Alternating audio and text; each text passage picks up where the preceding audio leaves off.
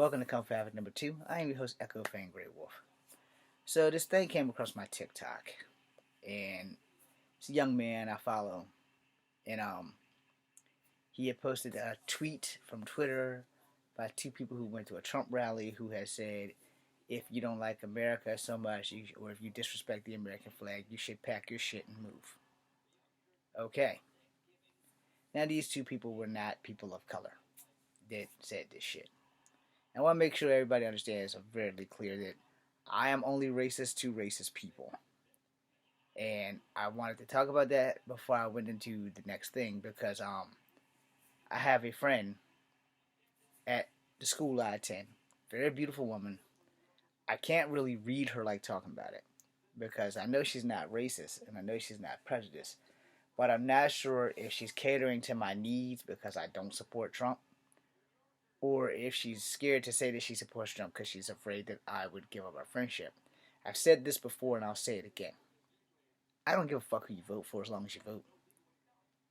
But if you're following Trump because he made your wallet fat, I get it because I'm poor as fuck. But if you're following him because he made it okay to be racist out loud in public and proud, no. That's where we have a problem. See, that's where we're going to have the biggest moral compass issue ever. Her and I got to talking earlier today, and she said that Biden is also a racist.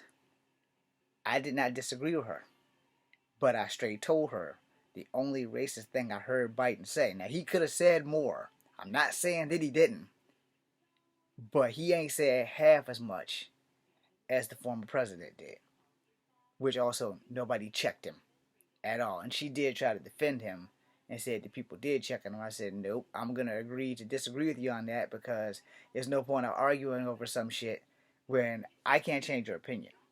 But there's video proof. And I'm pretty sure there's probably video proof of Biden. He's not a fucking saint. But the video proof that I have of Biden, everybody saw it. He did it on live TV. If you don't vote for me, you ain't black. That is slightly racist. Hell, it is racist. Let's call a spade a spade. That is about the racist shit that he could have said. But apparently it worked because he got a lot of black people to vote for him. Now he ain't said nothing else in that era of racism since saying that shit that I've seen. And definitely not on live TV. Alright? So, she's kind of right. He is definitely in that racial category. Alright? But he ain't as bad as all of the Asian increased attacks from whites and black people when COVID started. When all of a sudden black people and white people was having opening season on Asian people. And the worst part is that not all Asian people are Chinese. There are other Asian countries. But if you ask some poor Joe Smo from off the street, if you look Asian, you're Chinese, I'm just going to fuck your shit up. You know? Without fucking question. And so, I had to let her have that because I'm like, yo, you got to understand something. I'm part native. I've seen the shit that he has said and done about natives. Now, that might not affect any of the 203 of you here with me. I've also said that this door is open. If you want to leave because I don't support Trump, that door is always open for you to come back. I don't really care if you support Trump when it's about your wallet. But if you can agree to anything that he said was okay when he started calling Elizabeth Warren Pocahontas, when he started disrespecting the Chinese reporter, because she's from Virginia, where I'm at, and she literally asked him, why did you say that to me? And he asked her, go ask China. If y'all can't see that was racist, y'all need glasses. And then if you don't remember the rallies where he said, I heard Kung Flu was a good one, the Wuhan disease going around, and y'all don't want to remember that. But it happened, and you can find those videos on YouTube. But like I said, for black people to forgive him for what he said about the Central Park Five, for natives to forgive him about the casinos, you're pushing it. You know, the man was blatant racism. He was blatantly racist in front of the code talkers when he called Elizabeth Warren Pocahontas. And if you're not up to speed, Pocahontas was one of the first MMIPs, missing and murdered indigenous people. Alright? She's the first one on record So let me make sure that if anybody's like from Puerto Rico and all those, them natives are still natives, and they were actually missing before Pocahontas even got into the picture. But the point being made is if you're following him because he made it okay to be a racist, that's not cool. If you follow him because he made your economy wallet fatter, I can respect that because everybody wants more money. You know, who doesn't want more money? But you got to know when the line is drawn, and he's crossed that line more times than I count, in my own personal opinion. So, like I said, I I'm racist to racist people. If you are racist to me because you don't like me because I'm half native, half black, and half white, that's a you problem.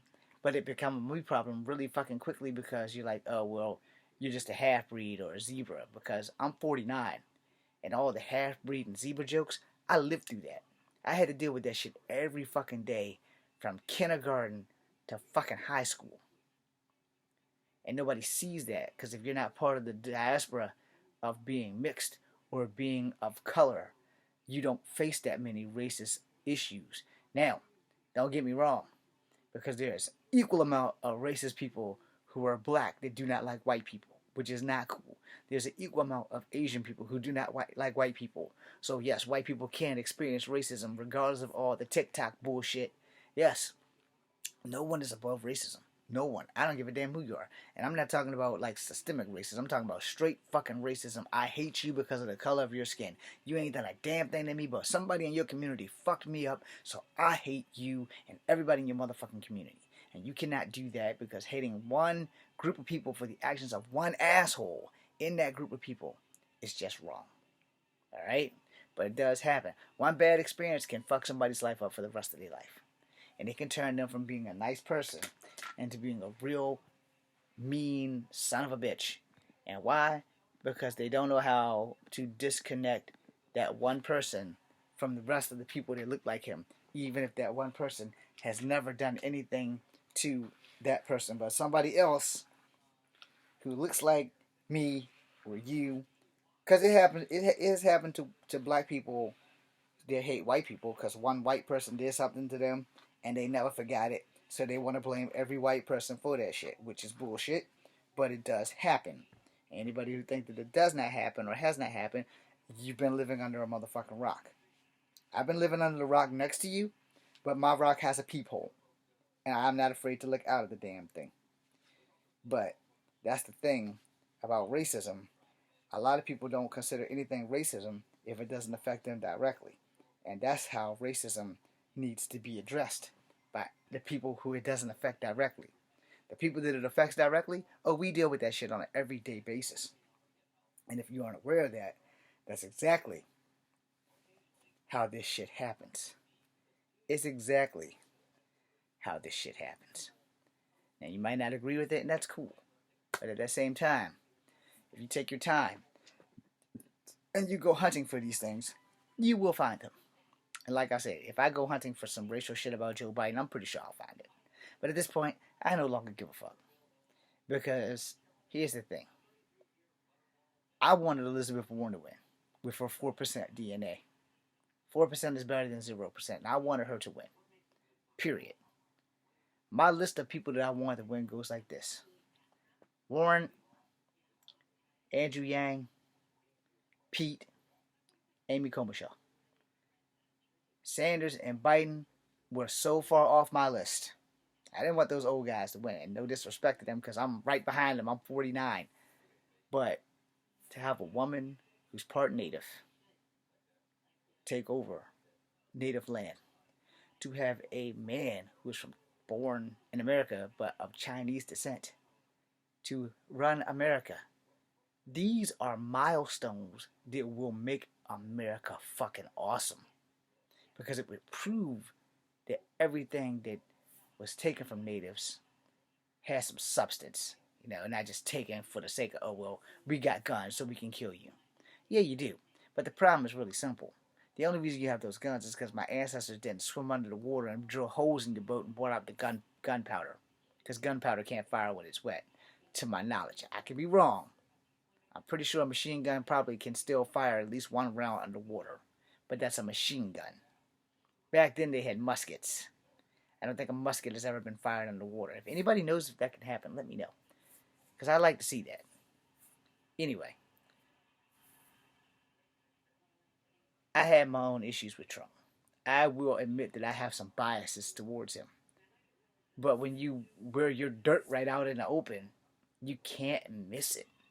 If he's sitting here saying, uh, Kung flu, Wuhan disease, y'all can't deny that shit.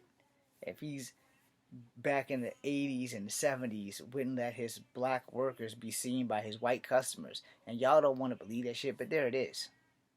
Now, I got here because of a TikTok video of two people talking about disrespecting the flag and disrespecting America. Well, here's that thing. What about all the disrespect that Native Americans are getting? And the no help they're getting in trying to keep Native children in their homes. Trying to keep Native land that's they got fucking stuck on under their control. All these pipelines trying to cut through Native land now. No, we're not going to stand for that shit. And let's not forget, not just the pipelines, other things that they're doing. Because I just watched a video where they're trying to beat up an old man who's trying to protect a tree.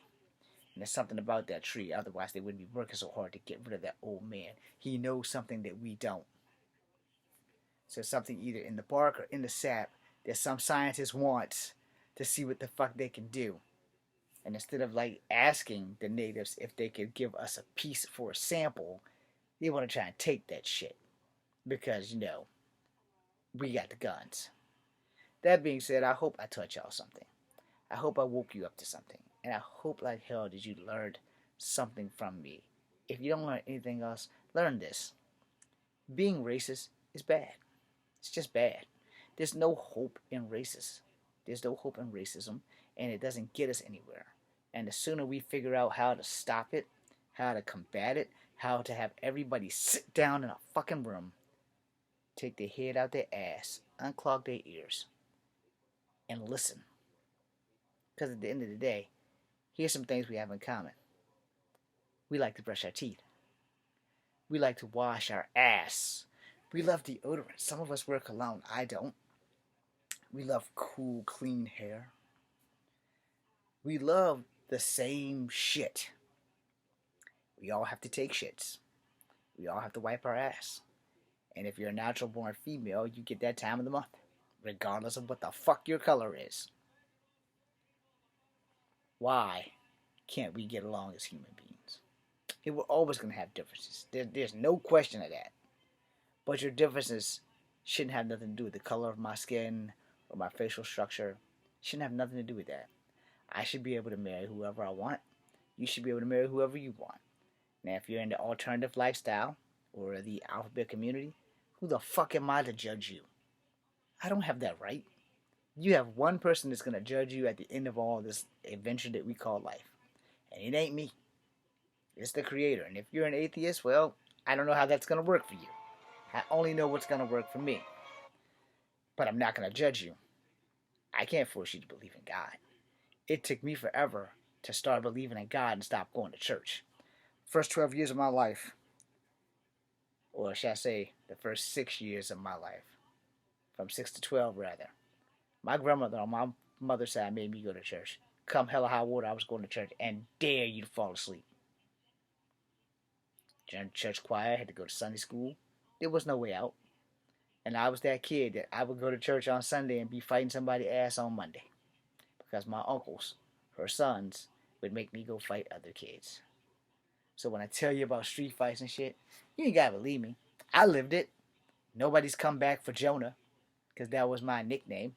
I took that name from a DC comic book because I was reading comics at the age of 3. Apparently my concussion in the 5th grade made me incredibly stupid, because I don't read very well now. And I might have dyslexia. But the point being made is, all those fights was under that name. Then I started going by my government name of James. Nobody's come back for another round. Even people that I've lost sparring matches to have not come back for another round. Because here's that thing. They know the one thing that I know. I won't stop. I will never stop. Victory is not only the only option. It is what I strive for. It doesn't have to be a perfect victory, but I'm going to get it. And this is why I lost a wrestling match a couple of weeks back, about a month and some change back. Guy's like 25 years old, slammed me on the ground. I was hanging on him, I was holding him, I was trying to get him in a chokehold, but I couldn't get my arm around him to get him in a guillotine. But, it happens. We ain't fighting for real, we just wrestling and playing around, which I probably shouldn't have been doing with this hip. But I keep begging him to come back, saying, nah, man, nah. I was like, nah, you took me down before, you shouldn't have a problem again. And this is the same thing that happened with the asshole from New York. We had a sparring match, and he beat me in front of my family, and they would never let me live the shit down. And they kept throwing that shit in my face. I was like, okay, well look, this is how you shut people up. When people throw shit in your face like that, it's like, all right, yeah, own it. He whooped my ass in the sparring match. Let's see you try it. Everybody will shut up when you challenge them. Then when the guy came back from my cousin's death, he challenged me to an actual fight. I'm the only one that showed up. But he went off to become an ISKA champion. How can you be a champion when you challenge somebody to a fight, but then you don't show up? And have me sitting out in my front yard waiting for like 7 hours, and you just don't show up. But you challenge me. I wasn't going to fight you at the church. So, yeah, I lose sparring matches all the fucking time. Never lost a real fight a day in my fucking life. Except to my big sister, because Kung Fu is good, but I ain't got shit on the windmill. That's why I'm tough as fuck, because I know how to take it like a G. That being said, I hope you guys enjoyed that. I am Echo Fan Grey Wolf. This is Kung Fu Africa number 2. Y'all are always welcome here. The 203 of you are my life. Be seeing you.